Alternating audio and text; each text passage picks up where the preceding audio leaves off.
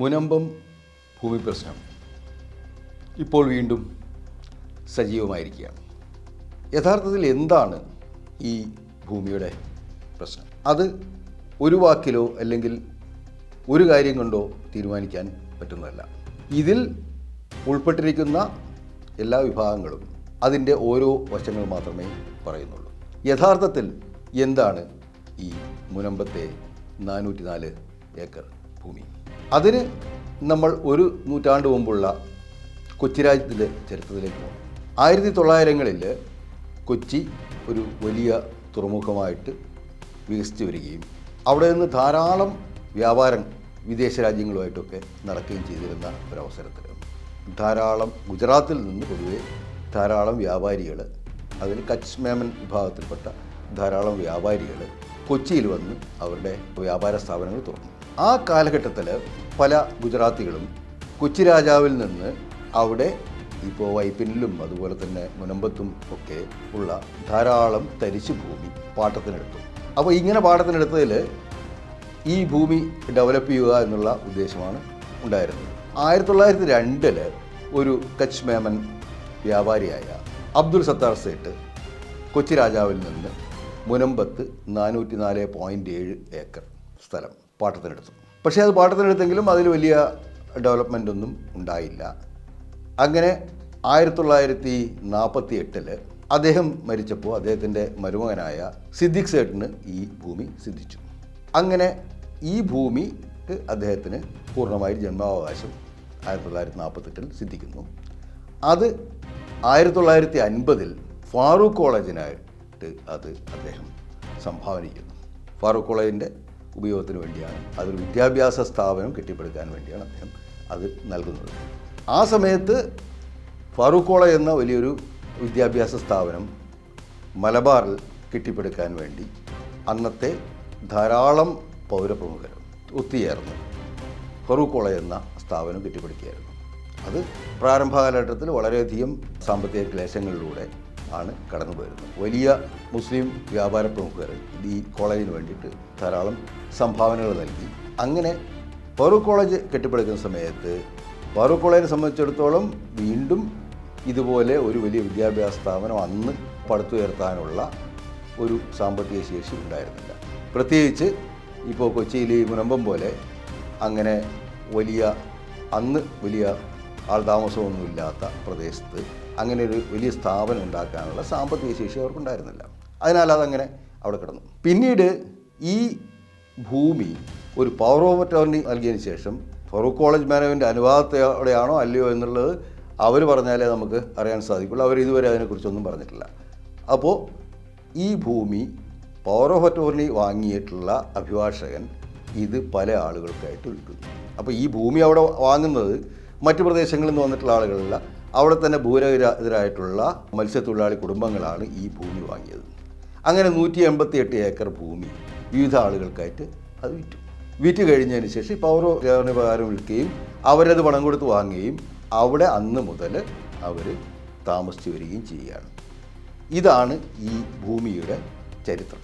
പിന്നീട് ഈ വഖഫായിട്ട് രജിസ്റ്റർ ചെയ്തിരിക്കുന്ന ഭൂമികളിൽ പലതും കണ്ടമാനം അന്യാധീനപ്പെട്ടു പോകുന്ന ഒരു സംവിധാനം ഉണ്ടായപ്പോൾ അതിനെക്കുറിച്ച് വലിയ അന്വേഷണങ്ങളൊക്കെ വന്നപ്പോൾ ഈ ഭൂമിയും അതുപോലെ ഫാറൂഖ് കോളേജിന് വഖഫായിട്ട് നൽകിയതാണെന്നും ആ ഭൂമി വിൽപ്പന നടത്തി വാങ്ങിയിട്ടുള്ളത് അനധികൃതമാണെന്നും പറഞ്ഞുകൊണ്ട് വഖഫ് സംരക്ഷണ സമിതി എന്നൊരു സംഘടന ഒരു കേസ് നൽകി.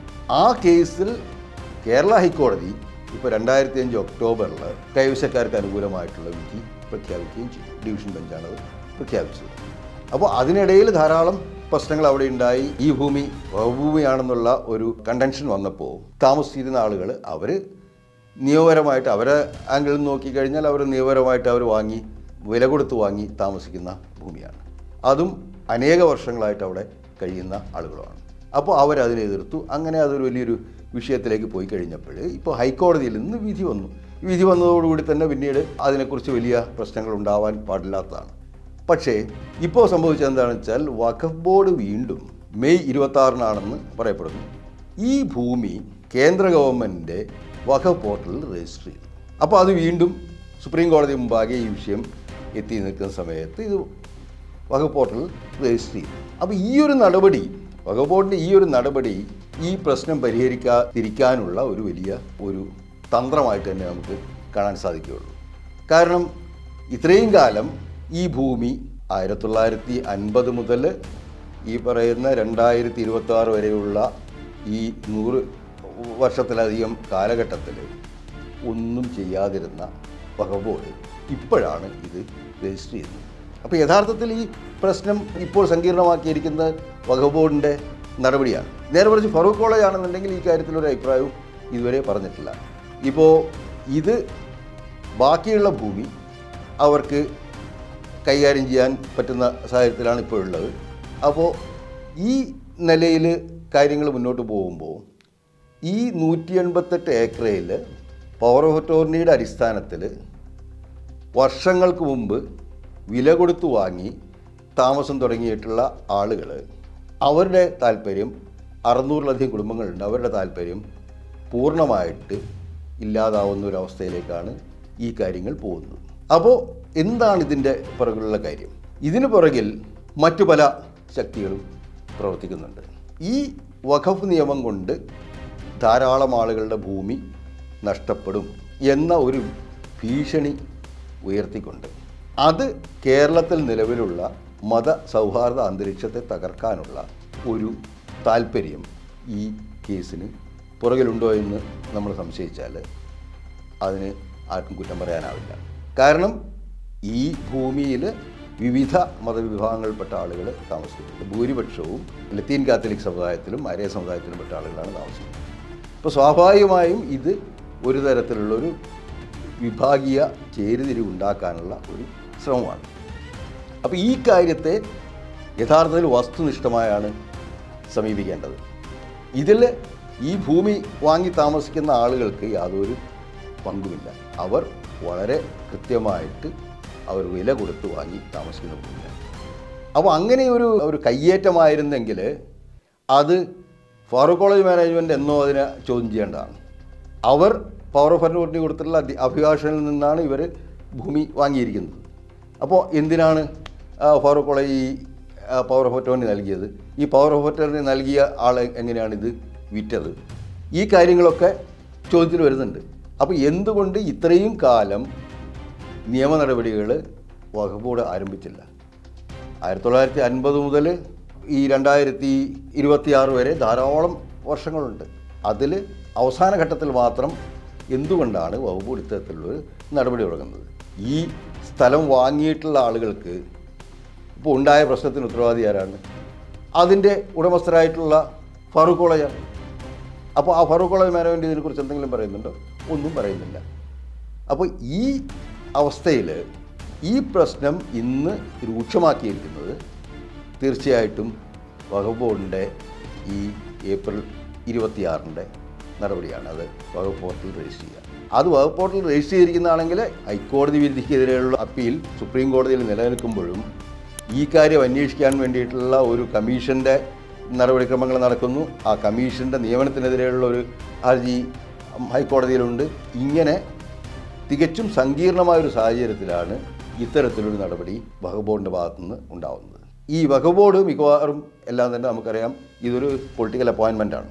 അപ്പോൾ പൊളിറ്റിക്കൽ അപ്പോയിൻമെൻ്റ് ആയിട്ട് വരുന്ന ആളുകൾ ഈ പറയുന്ന ഏപ്രിൽ 26 ഇങ്ങനെ ഒരു കാര്യം ചെയ്യണമെന്നുണ്ടെങ്കിൽ അത് എന്താണ് അതിനെ അവരെ പ്രേരിപ്പിച്ചത്?